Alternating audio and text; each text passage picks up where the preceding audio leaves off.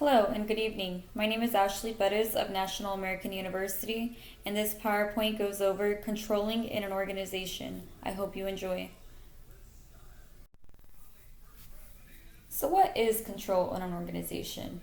Organizational control refers to the systematic processes of regulating organizational activities to make them consistent with the expectations established in plans, targets, and standards of performance. The importance of control in an organization.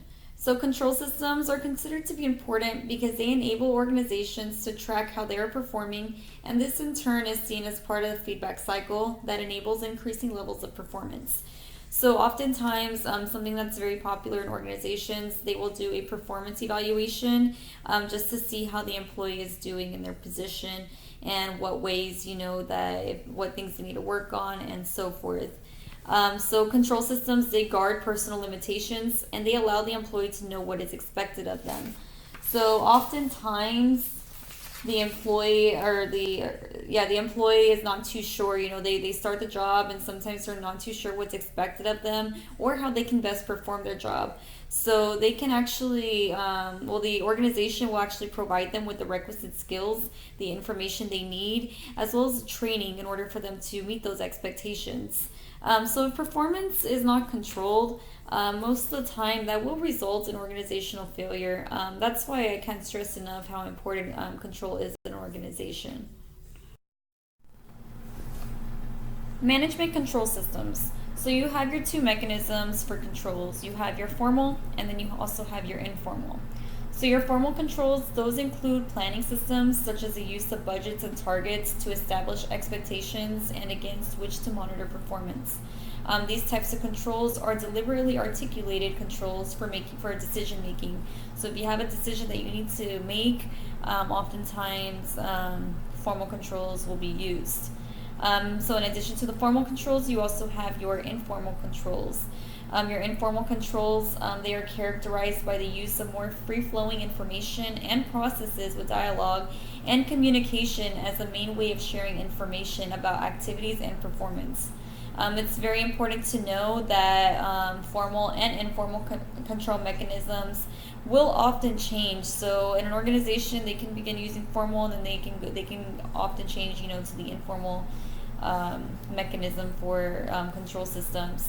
And the reason why this is because goals are always changing. So depending on what the goals are, that will depend on what mechanism to use for as a control system.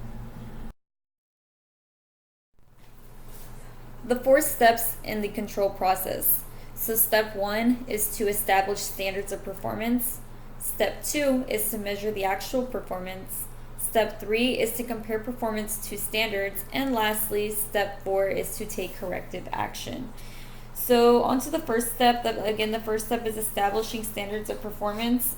In this step, managers will often define goals for the department or define the goals for the organization and just let the employee know what is expected of them.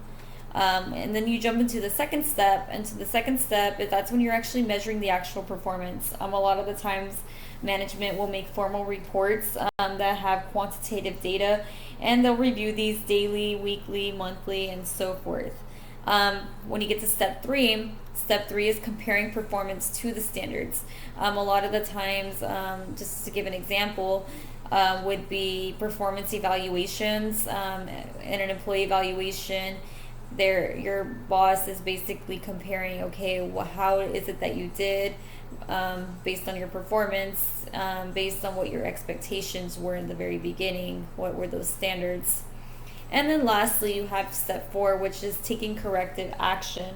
So at this point, this is when you'll get that feedback from your manager, and the manager will just let you know, give you again just some constructive feedback, letting you know what it is you need to work on, and if you're meeting those standards or not.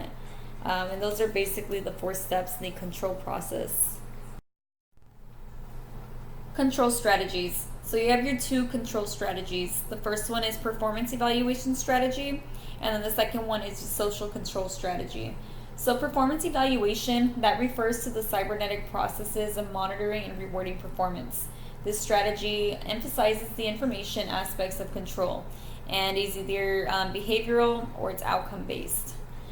Next, you have your social control. This strategy emphasizes people policies such as selection, training, and socialization. And this one is people based only. Approaches to control. You have your hierarchical control and decentralized control. So hierarchical control involves monitoring and influencing employee behavior through extensive use of rules, policies, hierarchy of authority, written documentation, reward systems, and other formal mechanisms. And in hierarchical control, it uses detailed rules and procedures. It's a more formal control system. You use the top-down authority, and it relies on task-related job descriptions, and will often feature a rigid organizational culture and distrust of cultural norms and means of control. Secondly, you have your decentralized control. This one is based on the value and assumptions that are almost opposite of the hierarchical control, as rules and procedures are only used when needed rather than all the time. This features limited use of rules, as it relies on value, group, and self-control. It relies on flexible authority, flat structure. It also relies on result-based job descriptions, emphasizes extrinsic and intrinsic rewards, and it features an adaptive culture. The culture recognized as means for uniting individual, team, and organizational goals for the overall control. Balanced scorecard. So a balanced scorecard is a comprehensive management control system that balances traditional financial measures with operational measures relating to a company's critical success factor. So it does contain 4 perspectives. The first one is financial performance. And in this one, it reflects on the concern that the organization's activities contribute to improving short and long-term financial performance. The second one is over customer service. And what this indicates is information such as how customers view the organization, as well as customer retention and satisfaction. The third one is internal business processes, and this indicator focuses on production and operating statistics. Lastly, you have potential for learning and growth, and this one focuses on how well sources and human capital are being managed for the future of the company. Budgetary control. Budgetary control is a process of setting targets for an organization's expenditures, monitoring results and comparing them to the budget, and making changes as needed. Budgetary control is one of the most commonly used methods of the managerial control process. It's commonly used in budgets, and some of those budgets are expense budgets, revenue budgets, cash budgets, and capital budgets. Financial control. Financial control is a system implemented in order to trace the directed resources of an organization with timely monitoring and measurements. Financial control can be tracked with the use of financial statements. Financial statements provide the basic information used for financial control of an organization. The 2 major types of financial statements include your balance sheet and your income statement. So the balance sheet that shows the firm's financial position with respect to the assets and liabilities at a specific point in time. The income statement often summarizes the firm's financial performance for a given time interval, usually 1 year. However, it all depends on how the company is going to be using it.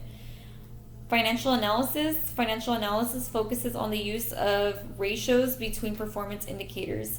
The different types of ratios include a liquidity ratio, activity ratio, and a profitability ratio. For this PowerPoint, I gathered information from various academic sources, and you can see those listed here on the screen. Well, this concludes my PowerPoint, and thank you so much for watching.